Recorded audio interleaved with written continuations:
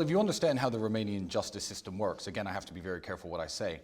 The pressure to put us in jail comes from not organizations. There are many great people who work at organizations like DCOT, which is the organization investigating us, but it comes from individuals, individual prosecutors who I am very much a trophy for, I would say. So the absolute obsession with putting me in jail comes from these people, but these people have nothing to do with judges, you see. At the end of the day, if you investigate me for a year and a half, throw me in jail, drag my name through the mud, eventually you're going to have to come up with a file of evidence and show it to a judge. Okay, ladies and gentlemen, welcome again. It's been 3 days now and all over the YouTube. It's again Andrew Tate and his brother. This time around, they are making their rounds with Piers Morgan. We're just going to watch this again. This is Tristan Tate. Tristan, first of all, your reaction to that extraordinary interview I just finished with your brother. I think that was one of the best interviews ever conducted with Andrew. I don't know how hard you're going to go on me, so perhaps I'm making a mistake saying this. I like how you challenge your guests. I like how you seem to have a very impartial opinion on people. You don't judge things one way or another before you go into the interviews. And I think that made the interview with Andrew very interesting. I'm very excited to see the public response. I mean, like I said to him, I'm not here to convict you or otherwise. I don't know if you're guilty or not of the charges laid against you. We'll establish that in a trial or otherwise. I mean, it may not even go to trial. No, it might not. I mean, it seems to me there's been an interesting relaxing of restrictions against you and your brother, really, from the time you were put in prison at the start of the year. What do you read into that? Well, if you understand how the Romanian justice system works, again, I have to be very careful what I say. The pressure to put us in jail comes from not organizations. There are many great people who work at organizations like DCOT, which is the organization investigating us, but it comes from individuals, individual prosecutors who I am very much a trophy for, I would say. So the absolute obsession with putting me in jail comes from these people, but these people have nothing to do with judges, you see. At the end of the day, if you investigate me for a year and a half, throw me in jail, drag my name through the mud, eventually you're going to have to come up with a file of evidence and show it to a judge.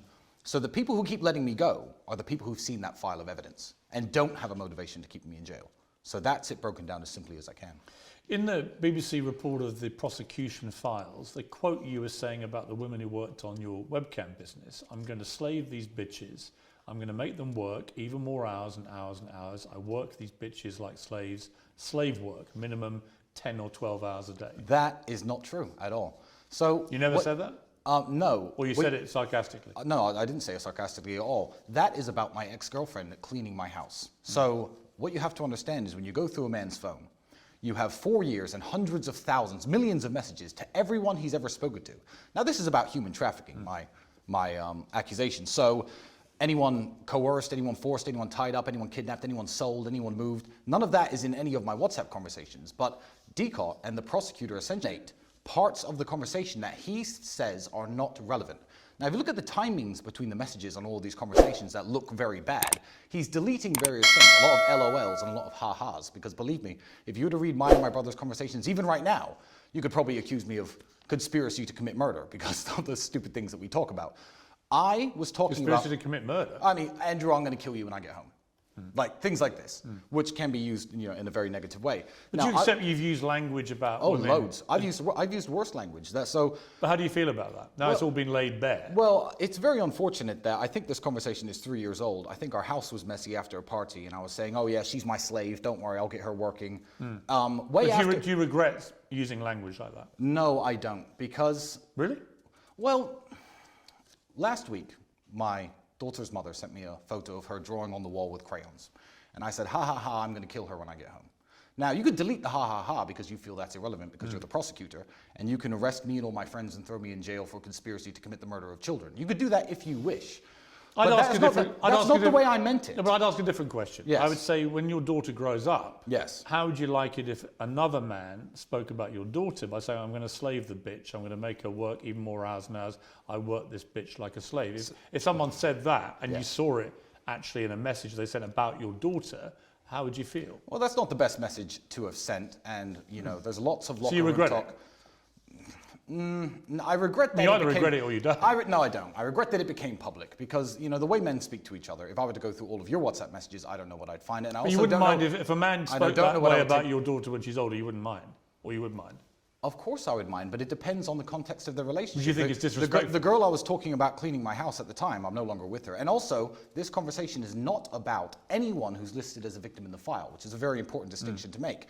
The girl I was talking about, I was very in love with at the time. I had a very great relationship with at the time. If you say to your girlfriend, "Oh, come here, I'm gonna spank you," that's not, if you're her co-worker or you're a man who's stalking her, it's a very different context to if you're her boyfriend. The problem is that in the context of what you've been accused of, Yes, the prosecutor can make it look bad. this looks damning. Of course, but what he doesn't do is he doesn't show the whole conversations to any judge. That is a carefully manipulated and edited and actually constructed conversation, as all of the conversations are. This whole lover boy thing, right? The suggestion is that you and Andrew, basically, you're two good-looking, fast-talking, smart guys, right? And you've have plenty of money and you've enjoyed yourselves, fine. Yes. And that you've managed to, deliberately or otherwise, but the suggestion is deliberately, persuade a lot of women to fall in love with you very quickly, and then you use that relationship and how they feel about you to then guide them towards making money from webcams. Well, that's interesting. Of the 7 women that you've listed, none of which we can name, do you know how many of them ever worked at my old webcamming business I had many years ago? Of the 7 victims listed, how many of them were in any way related to any of the activities I did when I ran a webcam studio? The answer, Piers, you'd be surprised to know, is 0. People on the internet, I call them Twitter detectives, not the police, not DCOD, not even this over-ambitious prosecutor, because there are webcam studios all over the city, has tried to make any criminal complaint about that small business that me and Andrew, as he said, dipped our toe in. I was mainly running it, to be fair, all those years ago. None of these people who are alleged victims today have anything to do with the webcam studio. But if you watch clips on Twitter, when we speak as a 24-year-old, vulgarly, "Oh yeah, I'm pimping because I'm in the club with a bunch of girls." When we speak that way, it's easy to say, "Oh, look, he's admitted, he's confessed to his crimes." The old webcam studio and the current investigation have 0 strings in between them. So the question in and of itself doesn't make sense, if you understand that. You could face further time in jail if you're convicted Yes. of these offences, a long time in jail. You were in jail earlier this year. What was that experience like for you? Jail was, when you're going through something really difficult and it's almost unbearable, whether it be a difficult gym session or, a major setback, and you come out after it's finished. And the moment it ends, you're like, yeah, I'm glad that happened. Jail was hell every single day.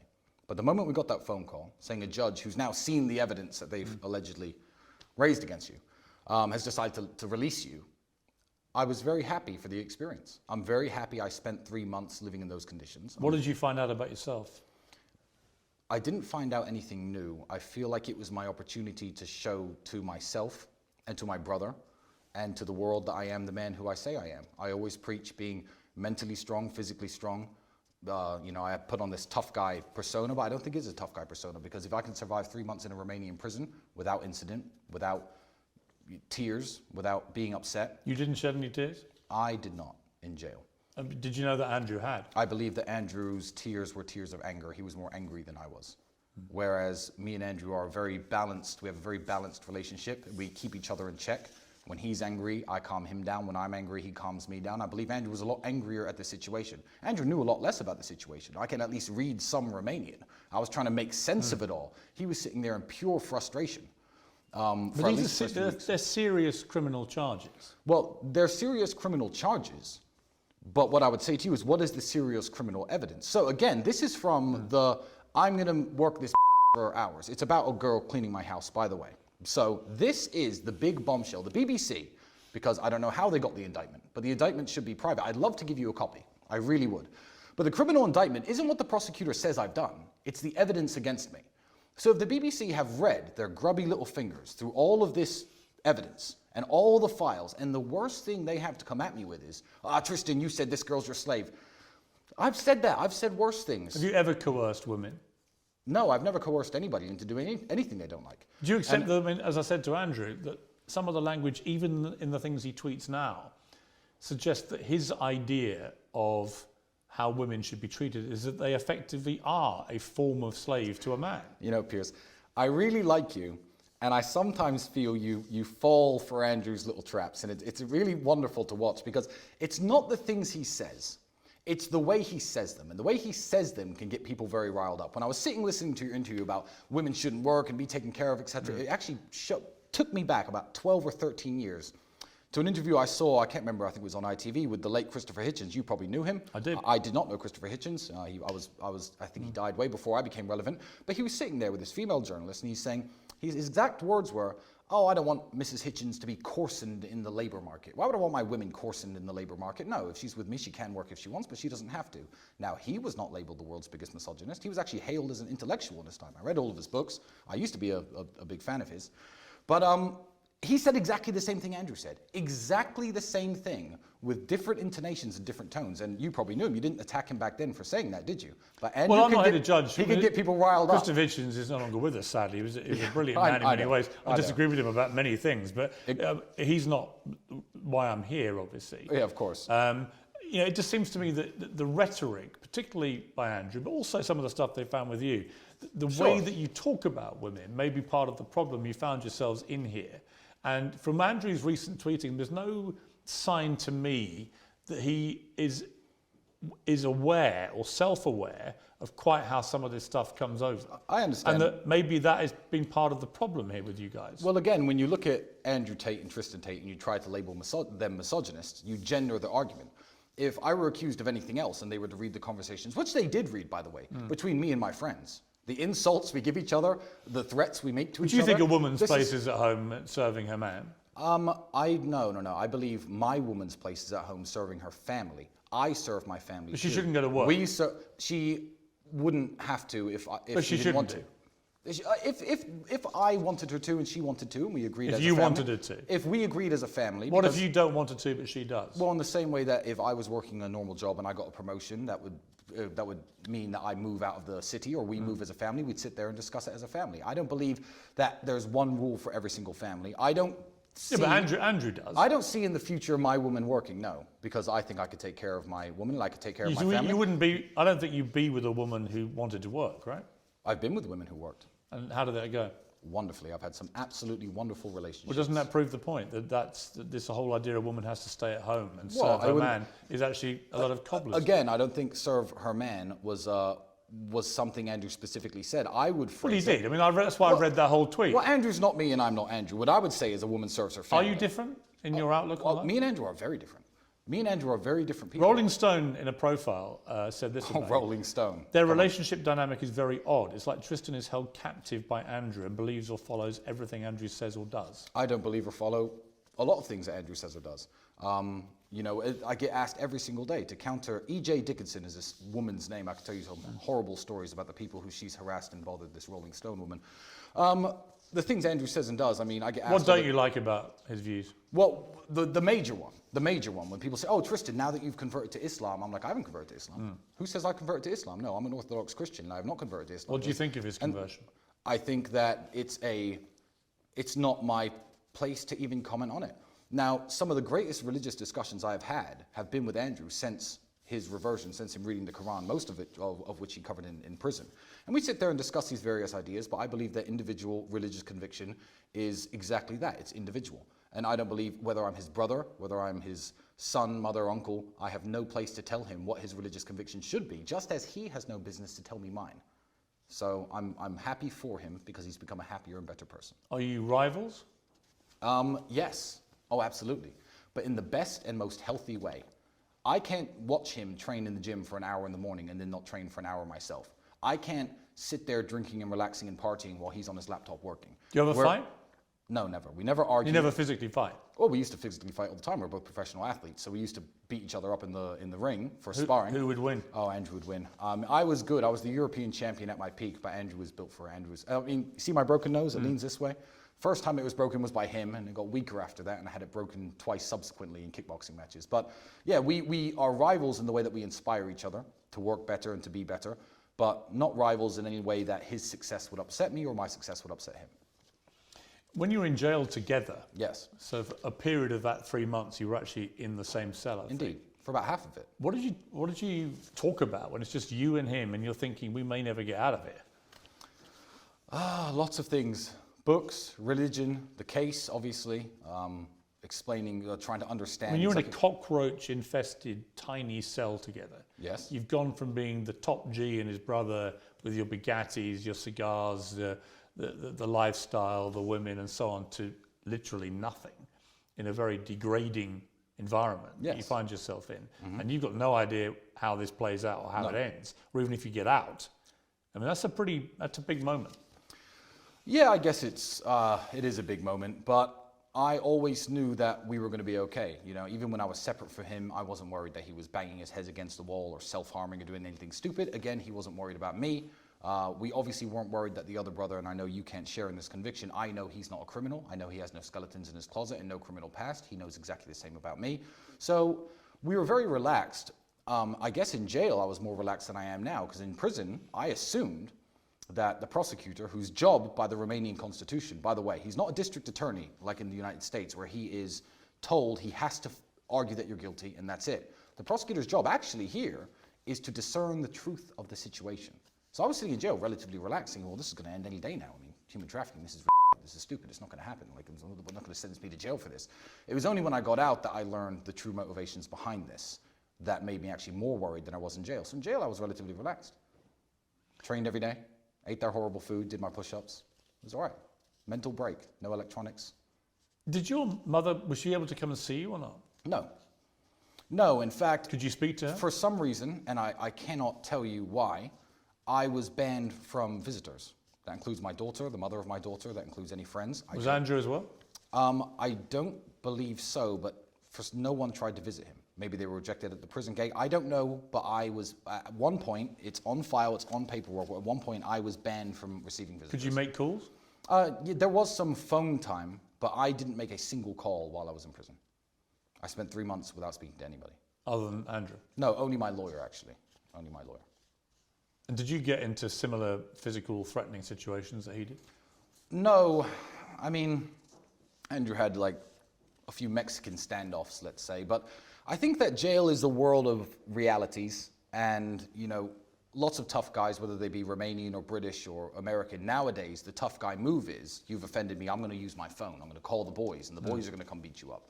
I think that that is the standard operating procedure in lots of the world. I mean, as Andrew said, I come from a council estate, I understand this very well. When you walk into a prison cell, that's not the reality. The reality is, if I start a fight with this guy, it may be 10 to 15 minutes before anyone shows up. And I'm a 6'4", 17.5 stone former kickboxer. Everyone knows me. Everyone knows I'm a professional athlete. So I actually didn't have any problems at all. I would say that everyone was very kind and very respectful to me. Not just because they were intimidated by me. No, absolutely not. Because there were some guys in there who I should have been intimidated by. But I give respect, and I think I receive it back. And I did okay in that environment. People often say, and it's certainly true from people I've interviewed over the years, that you're a product of your environment, particularly of your parents. Yes. In a November 2011 Facebook post, your father, Emery, wrote that the eternal problem of the alpha male was protecting his flock of women. He said, "But times I struck a woman, brackets, in passion, I never left a mark, no trace, hyper control, super control of a human animal. They love me still." I've never heard that before in my life. I'm smiling, man, because I can imagine his voice saying it. You can. I can imagine his voice saying it. The only times I've struck a woman, in brackets, in passion. Have you ever struck a woman in passion, Piers? No. You haven't? No. Not a little spank? Well, Not once? Let's keep this above board. But I want to, Piers, but I'm saying, like, I understand how you're trying to phrase this. No, I don't and understand. Again, my father is dead and can't No, defend himself. I'm not trying to phrase it in any way. I'm just curious what you think he meant by that. I honestly don't know. I mean, keep in mind, my father died when I was 27, and that post was written a long time ago. I've never heard it before. I've never seen it before. But what kind of father was he in terms of the values he instilled in you and Andrew? Oh, he was a wonderful man, and he was a very protective man over his family and the people he cared about. I mean, they got divorced many, many years ago, but even with his dying breath, he would have jumped in to fight 10 men to defend my mother and her honor. That's the kind of guy he was, super protective and super, you know, involved in everyone he loves life, even if he was far away. You know, the phone calls were constant, the emails were constant, and he held us very accountable as young men. Andrew tweeted last year, "My dad was a chess genius CIA operative. My mother was a dinner lady. They had nothing in common. Dad said she fed you boys healthy meals every day, cleaned the house and was largely quiet. I loved her very much. That's literally all men want. Are you asking if that's an accurate description Yeah. of my parents' relationship? Yeah. Perhaps, yeah. But my mother was a wonderful mother. See, I don't think. But they split up. Of course they did. But that does. Well, So when he says that's literally all men want. they split up way before I was old enough to understand marriage or sexual or male or female dynamics. By the way, so I can't even comment on their marriage. What I can comment on is how they were as parents. And what I will say is, I don't look back on my childhood raised in a council estate. On state benefits, I was free school lunches. I don't look back on that and think, oh, my mother was a terrible mother because we didn't have any money. Because I don't think it was my mother's job to, I guess, provide as much as my father was doing his best from the United States. But I will look back and say my mother was an absolutely wonderful mother. I had 3 square meals a day. She knew how to manage her finances, didn't smoke, didn't go out with her friends, made sure my clothes were always washed, knew how to mend things. She is. How does she feel about the fact both her boys are in this serious legal jeopardy? Well, you have to understand, she's known us our entire lives, and you haven't. When I was 15, 16, 18, all my friends were selling drugs and breaking into cars. I was down at the kickboxing gym every single day. I would get into the kickboxing ring for 50 pounds after 8 weeks training, just because I found harmony in the discipline that sport gave me. I think kickboxing is massively, largely responsible for keeping me from ever doing anything illegal. Never tried a drug in my life. Never broken a law in my life. Never broken any law? Speeding. Right. We're talking, I'm talking about serious crimes. And my mother's known that even at my most desperate and my most poor, I would come home to her and sleep on her couch for 6 months, as opposed to do anything illegal and try to find an honest, good way of, legal way at least, of making money. So Is she worried about you, the situation you're in? Well, she's worried about the situation, but she has no doubt in her mind that I haven't done any heinous things against women, especially for money, because it doesn't make sense that after going through what I've gone through and avoiding any legal problems, suddenly I'm worth hundreds of millions of dollars, and I decide that's the time to start trafficking. When you look at this whole setup of the war room and the generals and I think Andrew said 4,000 people are members now. Yes. When I saw the web chat logs and so on, he says a lot of that isn't true. I don't know. We'll have to wait and see whether that's verified or not. But a lot of the language that's used seems to be that people are being encouraged to spend all this money to join a kind of cult where they are encouraged to treat women as second-class citizens. Absolutely not true. One, I don't. But that's what comes over in these. One, blogs. I believe the screenshots you've seen are fake. One, absolutely. Two, I would say I'm a member of the war room. The war room has nothing to do with me. I'm just a war room member like everybody else. And I find lots of great help within the war room, whenever I want to do business with somebody, if I want to transfer money to certain countries, if I want to, find somebody who has talents that I don't, to recruit people, to find people to work for me. That's what I use the war room for. I don't think any network in the world would exist where men sit around and just complain about women and try and treat women as second-class citizens. I mean, surely it would Well, it's be not complaining about them. I wouldn't want to take part in that. It's more like there's one of the running themes is to get the woman to tattoo your name on herself. That's clearly not true. What you've read is fake, and it's made up by stupid journalists. There's 12,000 pages of it. There's 12,000 pages. Well, it doesn't matter. It's very easy to find some chat logs and enter little lines into it. I don't think that. It's also very easy to say, yeah, a bit of it was done. Well, here's the thing. If 4,000 people are talking across hundreds of different rooms 24 hours a day, right now, since the beginning of our interview, probably 300, 400, 500 messages have been sent inside of the war room. I can't tell you exactly what everyone has said over the last 4 years and what they haven't said.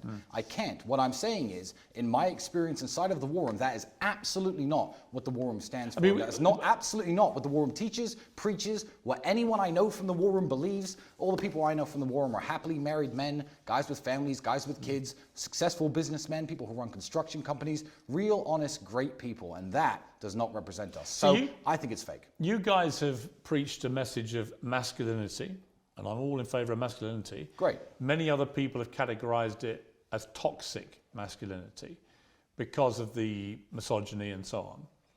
Do you feel that maybe you have collectively gone too far in the misogyny, and that has been, again, one of the reasons you find yourself in the problems you're in? Well, again, when I say first, the kind of alpha male what have I rhetoric. Said? What have I said that's misogynistic? No, I'm just asking you generally whether you feel that's part of the problem.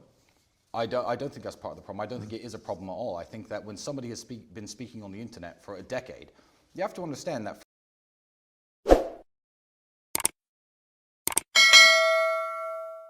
First of all, lots and lots of content is produced, and it's very easy to cherry pick and to take things out of context. Sure. And number two, the man speaking on the internet 10 years ago is not the man sitting and being interviewed by you today. You know, who I was when I was 25, I fancied myself a bit of a dating coach, used to give people advice on how to meet women and how to pick. That's not how I live now. I'm 35, I'm not 25. You at 25, I'm sure we're very vastly different than you are today. So, you know, I don't think there's a problem with anything I've said, because I've never advocated for anything illegal. I've never advocated for any crime. I do not advocate for drugs. I do not advocate for violence. I do not advocate for any of these things. So if Andrew said that women can't drive as well as men once, like, it's very easy to jump on that and say this man is the world's biggest misogynist because he said X. And I think it's really stupid. He said a lot worse things than that. I do think that was the original reason he went viral. I do think he said a lot of blatantly misogynist things. I don't think he's even really aware. I don't think he even thinks they are misogynist. Well, that depends on your worldview, and it actually depends on the worldview of where you live. Because if you were to walk around the country of Romania, the great country of Romania, and you were to talk to people and say some of the misogynistic things you've heard Andrew, me, anyone else in the world say in England that are considered misogyny, the men and the women here would be like, yeah. Huh? What? Misogynistic? What's like? Yeah, that's not a very good defense. Well, no, it's not. The fact that other countries, I'm not trying to defend myself. other countries tolerate it. No, I'm not trying to defend myself. But the man should go out and work, and the woman should stay home and take care of the family. This is my point. So in England, that's for some reason makes people's heads explode when I say that's how I want to live. I'm happy. I'm not saying you're perfectly entitled to live how you like. Yeah, absolutely. But you guys have made millions and millions of pounds out of preaching that message, and the criticism is that young, impressionable teenage boys in particular have been led to believe by you guys that the only way to succeed in life is with that dynamic. No. Where the man's in charge, he's the hunter, he's the provider, the woman stays at home, she makes herself look good, and her only whole modus operandi each day, a whole raison d'etre, is to get up and make a man feel good. I'm going to correct you, because I think you're completely wrong about what me and Andrew preach. What me and Andrew preach is a message of masculine excellence. And when you are an excellent man, when you are strong, smart, sharp, all of the things that we tell young men to be, discipline, then you can find a wife and a woman and a life and a dynamic, 4 wives if you like, and live exactly how you want. Oh, sure. I don't tell, yeah, and you can have a wife who's more successful than you. You can date a judge or a lawyer or a doctor. You do both basically believe women should stay at home and not go to work. No, I believe that I want my woman at home with my family, and that's the way I wish to live. That's also what you preach. That's also what you preach in your university, right? I mean, you think I don't preach anything inside of any university. Right. Well, okay. No, the university. Sorry, if you're talking about the real world, the online educational platform, which has been attacked and slandered more than me. Keep in mind, I don't own it. It's been slandered and attacked and said that it teaches people how to abuse women. What kind of app would teach people how to abuse women? It's insane. It teaches web design, e-commerce, copywriting, cryptocurrency trading, basic methods of wealth creation, and that's it. It actually has nothing to do with teaching anyone anything about women, to the point that women are members. Loads of members. What about the war room? Well, the war room doesn't have female members, no. I can explain why that is if you care, but I don't think it's that interesting of a reason. Well, I would say that I don't have, or my brother, or any of the men in the war room don't have any business telling women how to be women. You see, we're not misogynists. If we were to get women into a group and say, hey, women, you need to be like this, you need to be like that, no. Andrew tells women how they should be all the time, including a lengthy tweet I read to him. It was only last week, and that's my point. I read that whole tweet for a reason. Yes. It went on and on and on, and honestly, it was just blatantly misogynist. Yeah, but people can take that or leave it. This is Twitter. That's a public forum. But it doesn't make it not misogyny. Well, and you guys, and here's where your massive reach and influence becomes problematic to me, because I see on the streets when I walk around in London in particular, the number of kids who come up to me all starry-eyed about the Tate brothers, right? And they're like, top G and blah, blah, blah, blah, blah. But they're being conditioned to think by the constant rhetoric, mainly from Andrew, but I don't think you're particularly that different in your worldview of how women's place in the world should be, that they're led to believe that if a woman wants to go to work, there's something wrong with that. And we're in a very different place now to where we were in the 50s. A lot of women love going to work, love their jobs, they're successful. Often they may be the main breadwinner in the family, right? The whole dynamic has changed. There's no suggestion that there's a repeated pattern of women that go to work, they have unhappy marriages or lives or unhappy children. No, but I believe society's gotten much worse in the last 30, 40 years. Because of women going to work? No, not because of women going to work, because of men losing the agency to discipline the children in the household and to be seen as the figurehead. Now, that's my personal opinion, and if you find it misogynistic, that's completely fine. But I will say that on places like Twitter, what I won't do is get any young man personally or speak with young men personally in a personal conversation, say, hey, you need a woman who you can control and can't go to work and stuff. That is absolutely not what we do. I think Ricky Gervais made a very interesting point about putting something on Twitter and people taking it personally like it's written for them. It's not written for them. Andrew can live the way he wants to live. And let me tell you, me and Andrew live in very different ways in regards to the way we see relationships, etc., because we are both very different people. But he can live the way he wants to live because, one, him and his girlfriend are both consenting adults, and that's their prerogative. Two, he's achieved a level of success and masculine excellence where he has the choice of picking which type of women he wants to date.